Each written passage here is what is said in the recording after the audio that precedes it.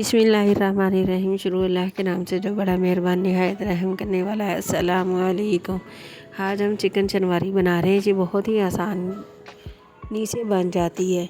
ये चीज़ें हमारे घर पर मौजूद हैं। इसे बनाना बहुत ही आसान है। आइए इसे बनाना शुरू करते हैं। मैंने चिकन लिया 2 किलो और मैंने घी गर्म करके इसमें इसको डाल दिया। अभी हम इसको गोल्डन फ्राई करेंगे। इसको अच्छा सा फ्राई करना है, गोल्डन कलर देना है इसको। अब हम इसके अंदर 1 टेबल स्पून नमक शामिल करेंगे और इसके अंदर कोई चीज़ नहीं शामिल करनी।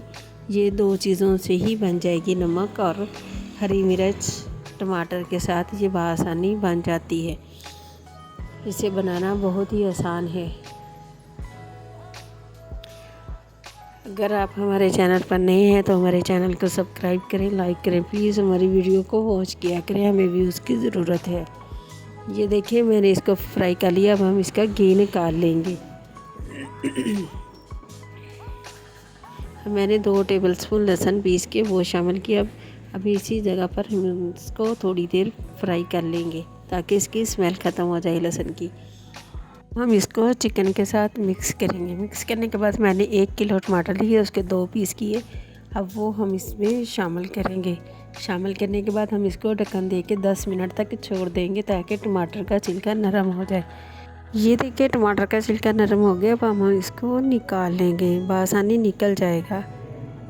ये देखिए मैंने इस तरह सारे टमाटर का छिलका निकाल लिया है। अब हम इसको इस तरह चम्मच की मदद से इसको थोड़ा सा पीस लेंगे। अभी हम इसको 10 से 15 मिनट तक इसी तरह भूनेंगे ताकि टमाटर का पेस्ट अच्छा सा बन जाए।